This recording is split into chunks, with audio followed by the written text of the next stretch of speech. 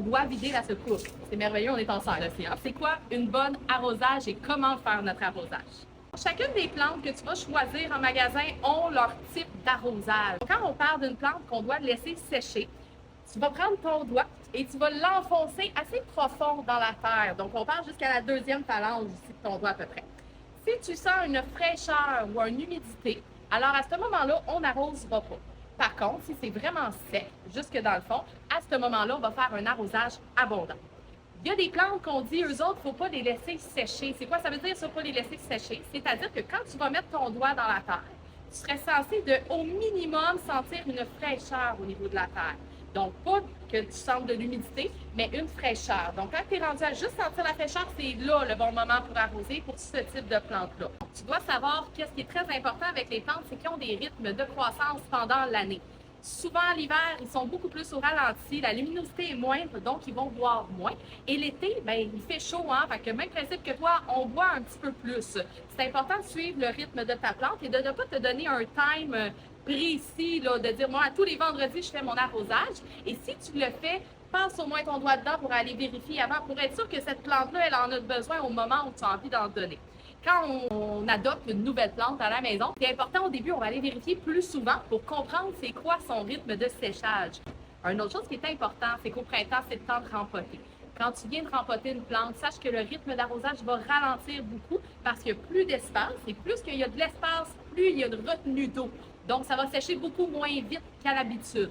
Donc, c'est tout plein de facteurs qui font en sorte que le meilleur indicateur, c'est ton doigt. Maintenant que tu as déterminé si ton arrosage, elle est due ou non, si on est prête à faire un arrosage, on a deux méthodes pour faire l'arrosage. La première, ça va être de faire un arrosage par le dessus. Donc, c'est-à-dire simplement, je m'en viens mettre de l'eau dans la plante. Donc, l'eau va s'écouler jusqu'au fond, jusque dans ton cachot. Sinon, option numéro 2, on va faire un arrosage par le dessous. Donc, c'est-à-dire que là, j'ai une secoupe comme ça, je m'en viens mettre de l'eau dans ma secoupe.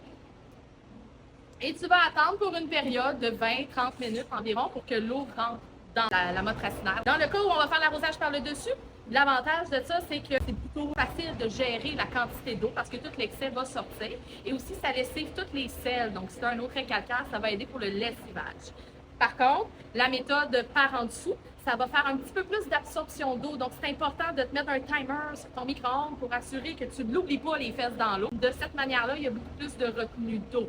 Donc, pour une plante que tu dis, bien, elle avait vraiment soif, je l'ai oubliée, bien, on va y aller par un bassinage à ce moment-là. Dans les deux cas, ce qui va être important, après un 20 à 30 minutes, on doit vider la secousse. C'est merveilleux, on est en serre ici, hein? Fait qu'on peut se permettre de faire ça. Et dans le cas où tu l'as fait par-dessus dans ton cache-pot, c'est le même principe. Sache que tu dois aller vider ton excédent d'eau. D'accord? Donc, les plantes ne doivent jamais rester les fesses assises dans l'eau parce que toute l'eau qui est reçue dans le fond de ton pot, si tu ne l'enlèves pas, la plante va finir par l'absorber, qu'elle en ait besoin ou non. Et c'est à ce moment-là que tu crées un excédent d'eau. Si jamais tu es rendu à l'étape de mettre de l'engrais dans ta plante, c'est la même chose. Donc, on va aller faire ton mélange avec l'eau et on va faire exactement le même arrosage. Quand tu fais ton arrosage, il faut toujours que ce soit des arrosages abondants. Tu m'entends souvent dire ça, hein? Ce que ça veut dire, c'est que les plantes, ils boivent par l'extrémité des racines et l'extrémité des racines se trouve dans le fond du pot. Donc, si toi, tu mets une tasse, deux tasses, puis que ta plante, elle est très grosse, souvent, ce qui va arriver, c'est que tu vas y mouiller juste les cuisses, mais tu ne mouilleras pas jusqu'à l'extrémité des racines, l'endroit où elle boit. Donc, tu vas avoir l'impression d'avoir donné de l'eau, mais la plante n'aura pas bu. Donc, c'est très important. Quand tu donnes ton eau, on en donne toujours jusqu'à temps que ça sorte par en dessous, surtout pour cette méthode-là. La minute que tu vois que l'eau commence à s'écouler par en dessous, c'est parce que tu as mis la bonne quantité d'eau. Que ce soit un cactus, que ce soit une plante grasse, que ce soit une plante tropicale, c'est toujours le même principe. Donc, il faut toujours que l'eau sorte par l'extrémité du pot en dessous. Les méthodes, c'est vraiment à tous et à chacun. Donc, certains vont préférer une que l'autre. Alors là, c'est le temps de mettre en commentaire laquelle méthode que toi, tu préfères, tes expériences d'arrosage. Et si tu as des questions, ben, écris-nous ça en commentaire, puis on va t'aider à répondre à tout. À bientôt!